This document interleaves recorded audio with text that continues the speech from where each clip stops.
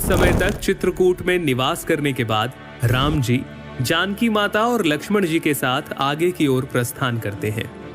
अरण्य कांड में इंद्र के पुत्र जयंत का भी प्रसंग आता है, जो श्री राम के बल की परीक्षा करने के लक्ष्य से कौवे का रूप धारण कर माता सीता के चरणों में चोंच मार देता है। माता के चरणों से जब रक्त बह चला, तब श्री राम ने एक सीक को अभिमंत्रित कर जयंत की ओर छोड़ा। जयंत बचने के लिए अपने पिता इंद्र के पास भी गए, लेकिन उन्होंने भी रामद्रोही को शरण नहीं दी।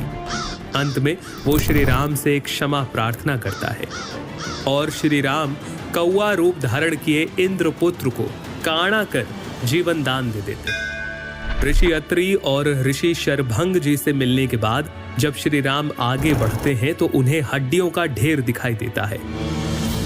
पूछने पर मुनि बताते हैं कि राक्षस दल सब मुनियों को खा जाते हैं। तब राम जी प्रतिज्ञा लेते हैं, मैं प्रतिज्ञा लेता हूँ, मैं पृथ्वी को राक्षस रहित कर दूंगा। दंडक वन में ही श्री राम की भेंट होती है जटायु से और फिर यहीं राम जी पंचवटी को अपना निवास बनाते हैं, जहां राक्षस राज रावण की बहन शूर्पणखा उनसे प्रणय निवेदन करती है और लक्ष्मण जी उसके कान नाक काट देते हैं। अपने अपमान का बदला लेने के लिए शूर्पणखा पहुंचती है खरदूषण के पास, लेकिन रघुकुल शिरोमणि राम और लक्ष्मण उनका वध कर देते हैं। अब शूर्पणखा जाती है अपने भाई रावण की सभा में। वहीं दूसरी तरफ स्थिति की गंभीरता को समझते हुए और सीता माता की सुरक्षा के लिए श्री राम उन्हें राक्षसों का अंत होने तक अग्नि में निवास करने के लिए कहते हैं। हे प्रिय, मैं अब कुछ मनोहर लीलाएं करूंगा, इसलिए जब तक मैं राक्षसों का वध करूं तब तक तुम अग्नि में निवास करो। इसके बाद मारीच का स्वर्ण मृग बनकर आना और उसका मारा जाना, ये प्रसंग आता है।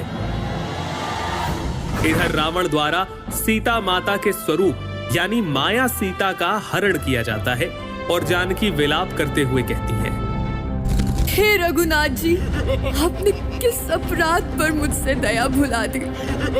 हे लक्ष्मण, तुम्हारा दोष नहीं है, मैंने क्रोध किया और उसका फल पाया।